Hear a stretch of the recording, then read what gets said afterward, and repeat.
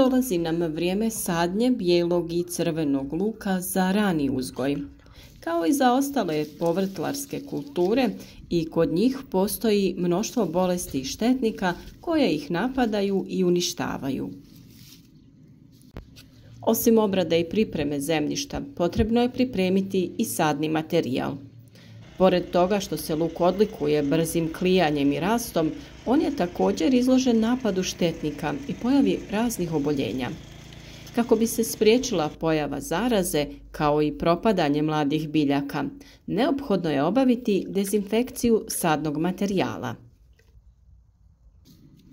Danas govorimo o tome kako aktivirati lukovice i postići da ujednačeno niknu, koju otopinu koristiti protiv lukove muhe. Na našem kanalu potražite mnoštvo zanimljivih tema koje prate sve važne korake u uspješnoj proizvodnji voća i povrća. Naš rad podržite sa lajkom i ostavite komentar, a tokom videa budite oprezni i pazite kada postavimo naše nagradno pitanje i pišite odgovor na njega. Svi već pomenutih razloga najbolje je tretirati lukovice prije sadnje. Najčešća oboljenja ovog omiljenog povrća su plamenjača, hrđa, trulež, a od štetnika broj 1 je lukova muha.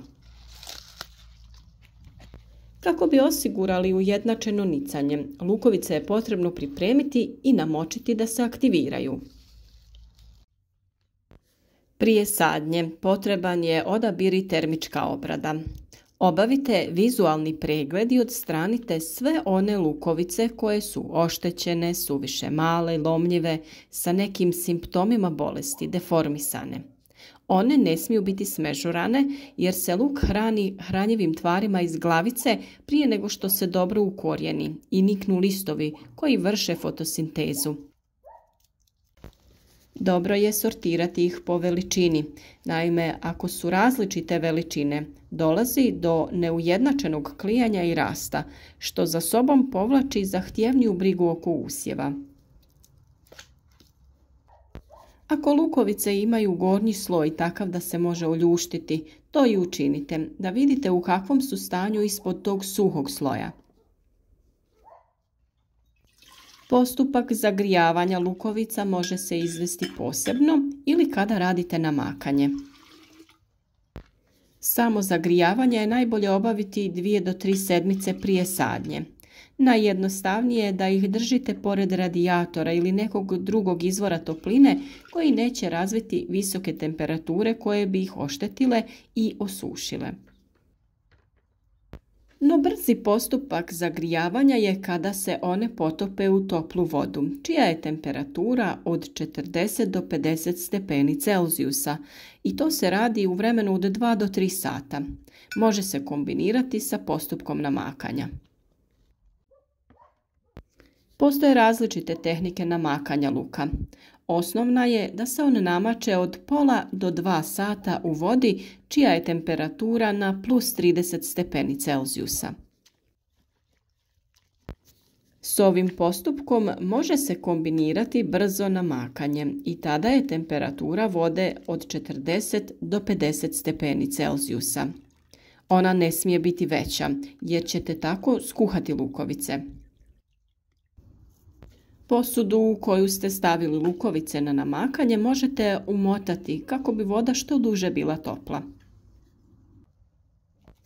Ovako tretirane lukovice odmah se sade ili ih prosušimo na sobnoj temperaturi kako bi ih sačuvali do trenutka sadnje. Drugi način namakanja je u slanoj otopini. Tako istovremeno namačemo lukovice i štitimo ih od napada štetnika, prvenstveno lukove muhe. Otopina se priprema tako što u 1 litru tople vode na toj temperaturi između 40 i 50 stepeni Celzijusa dodamo 1 kašiku soli i sve dobro izmiješamo. U toj otopini potopljene lukovice držimo najviše pola sata. Kako bi poboljšali djelovanje, sadni materijal je dobro barem 2 sata potopiti u vodu prije potapanja u slanu otopinu. Naime, tokom skladištenja lučice i lukovice se isuše i potrebno ih je kratko nakvasiti kako bi bolje upile sol. Poslije 2 sata natapanja u toj običnoj vodi ide njihovo potapanje u slanu otopinu. Nakon toga trebalo bi ih 3 do 4 puta isprati u čistoj vodi. Za dezinfekciju može poslužiti i morska ili kuhinska sol. Otopina soli može pomoći u zaštiti sadnog materijala od štetnika, posebno efikasan pokazao se u slučaju lukove muhe, tripsa, grinja i nematoda. Inače se sol dosta teško ispire iz zemljišta i dugo negativno djeluje na njegovu kvalitetu. Najgora opcija upotrebe soli je posipanje gredice na kojoj se uzgaja luk, što svakako nemojte raditi. Uvijek je bolja opcija ta da se koristi ova slana otopina i to samo jednom tokom vegetacije.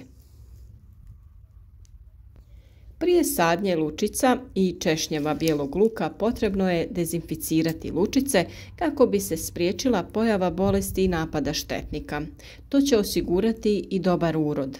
A za dezinfekciju sadnog materijala osim soli vrlo efikasan pokazao se i pepeo.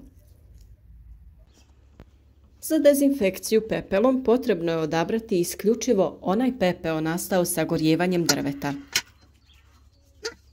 Onaj pepeo nastao sagorjevanjem peleta i uglja sadrži različite primjese i nema potrebne nutrijente za prihranu bilo koje biljke. Za ovu otopinu koristi se 250 grama pepela koji se otopi u 5 litara vode. Potapanje lučica traje kratko, svega 10 minuta. Poslije ovog procesa prosuše se na osunčanom mjestu. Kada su tretirane na ovaj način, biti će dezinficirane. Pepeo će djelovati kao stimulans rasta, tako da će biti obogaćene i mineralima iz pepela. Kako bi sebi olakšali postupak dezinfekcije ili namakanja, lučice je lakše staviti u mrežaste vrećice, tako ćete ih na lakši način vaditi i ispirati. O sastavu i dobrobitima pepela smo već dosta govorili, a kod uzgoja luka ističe se to kako djeluje na uzgoj luka, njegovu kvalitetu, zdravlje glavica i ukupne prinose. Pepeo je za luk odličan dodatak zahvaljujući svom sastavu. Sadrži mnogo minerala i drugih korisnih tvari. Možemo ga koristiti za dezinfekciju zemljišta kao hranjivo, insekticid i fungicid. On poboljšava strukturu i karakteristike zemljišta, pomaže kod razgradnje organskih tvari te uništava uzročnike truleži glavice luka. Možemo ga koristiti na različite načine, ali ne više od 2 do 3 puta tokom vegetacije. Termina primjene ima više. Dodavanje se obavlja kod predsjetvene pripreme zemljišta ili posipanjem neposredno prije sadnje. Zatim može se raditi otopina kojom ga zalijevamo nakon nicanja ili obavljamo tretiranje u cilju zaštite od štetnika i bolesti. Najjednostavnija primjena je posipanje po površini tla. To se uvijek radi prije obilnog zalijevanja ili kiše. Na 1 kvadratni metar dovoljno je 1 šalica pepela, oko 100 grama. Prije sadnje može se posuti po pripremljenoj gredici i ravnomjerno rasporediti. Potrebno je nakon toga zemlju dobro izmiješati kako bi se pepeo što bolje aktivirao nakon zalijevanja. Još jedna mogućnost jeste da pripremite otopinu za zalijevanje. Za pripremu ove otopine potrebno je 250 grama pepela koji se otope u 10 litara vode. Sve to se dobro promiješa i ostavi na sobnoj temperaturi nekoliko dana. Poslije toga se može koristiti za zalijevanje. Na ovaj način prihranjujemo lukovice i dajemo neophodne nutrijente kako bi se zdravo razvijale i bile otpornije na napad štetnika i bolesti.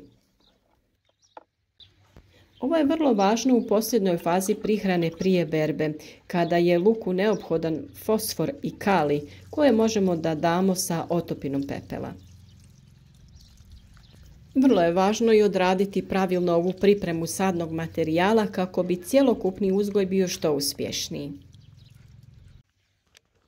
Naravno da većina nas traži prirodne načine zaštite i prihrane, a PPO je upravo jedna lako dostupna, a vrlo učinkovita metoda. Pratite naš rad u narednom periodu jer ćemo sve potrebne korake u uzgoju svih biljaka u vrtu podijeliti sa vama na vrijeme. Naš rad podržite sa lajkom, a video podijelite na vašim društvenim mrežama kako bi i drugi imali koristi od naših savjeta. A današnje pitanje glasi: koje su prednosti upotrebe pepela općenito u vrtlarstvu i oko naših biljaka? Odgovore pišite u komentarima i podijelite vaše iskustvo ukoliko ste koristili pepeo već pri uzgoju biljaka i prilikom zaštite i prihrane. Na našem kanalu potražite mnoštvo zanimljivih tema i odlučite se na uzgoj biljaka za vlastite potrebe kako bi mislili na svoje zdravlje. Prva prednost je kretanje i odmor u prirodi, a druga je činjenica da znate šta konzumirate i unosite u vaš organizam.